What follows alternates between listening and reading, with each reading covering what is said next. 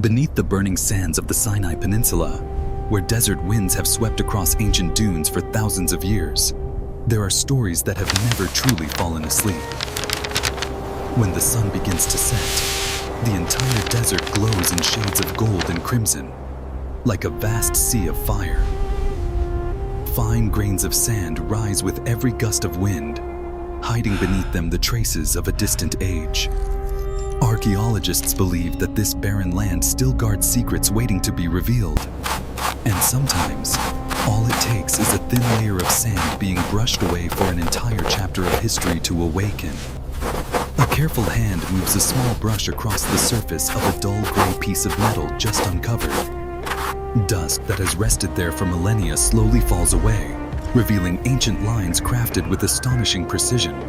As a modern laser scanner passes over the artifact, technical measurements appear across a digital display angles, dimensions, structural patterns that seem far beyond what we would expect from a people wandering through the desert more than 3,000 years ago. The researchers pause in silence. This is not just a fragment of ancient metal. It may be a remnant of a structure once believed to be the place where heaven touched the earth. More than 3,400 years ago, in this very desert, a people had just stepped out of slavery. After generations living under the rule of Egypt, they began a long journey through the wilderness, led by a man named Moses. Among the rugged mountains of Sinai, in a moment that would become one of the most powerful events recorded in religious history, Moses received a vision. It was not a massive stone temple. It was not an eternal palace. Instead, it was something unexpected, a sacred structure designed to move with the people as they traveled through the desert, a dwelling place for the presence of God. There were no architectural drawings on parchment, no modern machines, yet every detail of the structure was described with remarkable precision. Every measurement, every material, every color, every pattern. It was a design believed to have come from heaven itself.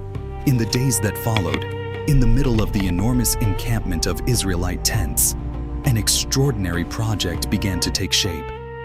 The man chosen to lead the craftsmanship was Bezalel, a master artisan said to be filled with divine wisdom and skill.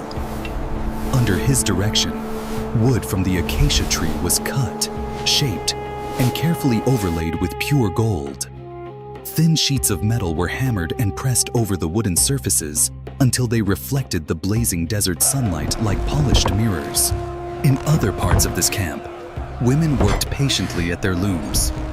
Threads of blue, purple, and scarlet were woven into fine linen fabrics, forming intricate images of cherubim heavenly beings believed to guard the throne of God. Every stitch carried symbolic meaning. Every color was chosen with sacred intention. This was not simply construction. It was a language of symbols built with gold, silver, fabric, and wood. From the outside, the structure appeared surprisingly modest. It looked like a large tent standing quietly in the desert, not a palace, not a towering temple of stone. Yet its design was a masterpiece of engineering. 48 large acacia boards stood upright, each plated in gold and fitted into heavy bases of silver. In total, there were 100 silver bases, each cast from solid metal. Long bars ran through rings along the boards, locking the entire framework together like a perfectly balanced structure. When the boards were lowered into place, the whole sanctuary stood firm against the shifting sands like a golden fortress. But what made this structure truly remarkable was not only its design, it was the meaning of the materials themselves. According to ancient records, the silver used for the bases did not come from royal treasure. It came from the redemption offering of each person among the Israelites. Every soul contributed a small portion so that the sanctuary could stand. The foundation was not just silver. It symbolized redemption.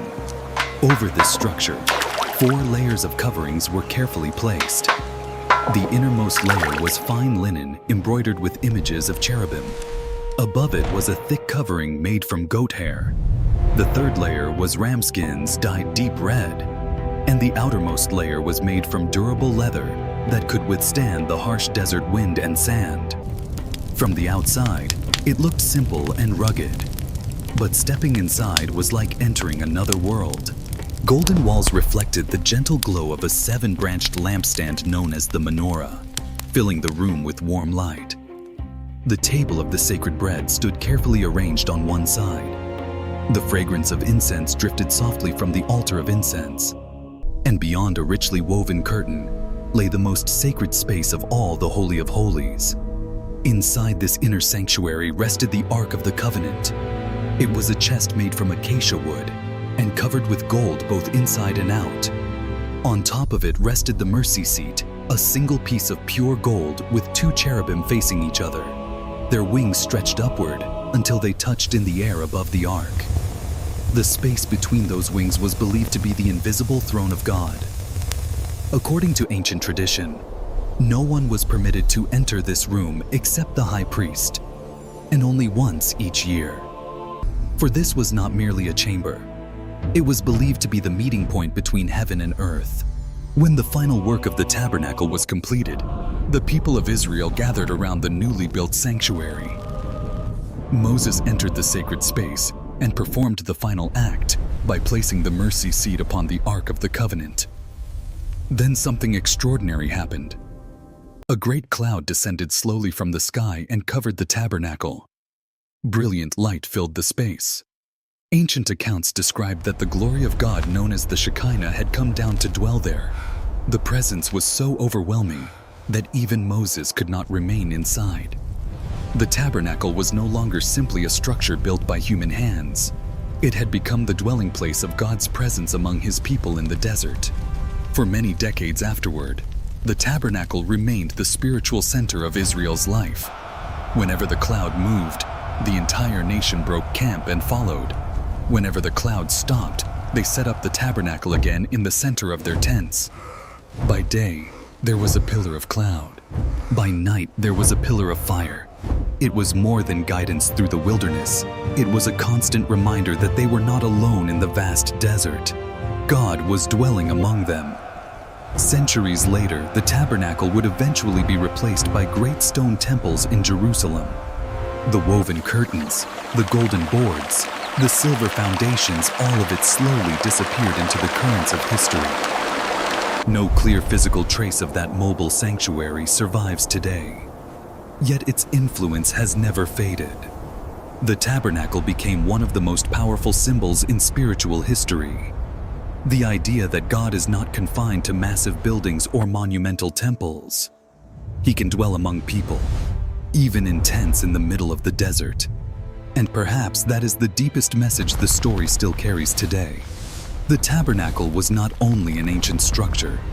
It was a reminder that the most sacred place is not always found in grand architecture. Sometimes the holiest place is within the human heart itself. Just as the Israelites once built a dwelling place for God's presence in the center of their camp, each of us can build a tabernacle within our own lives, a place of trust, gratitude, and hope. The deserts of life may be vast and difficult, but when there is a place prepared for the presence of the divine, even in the middle of dust and sand, heaven can still touch the earth.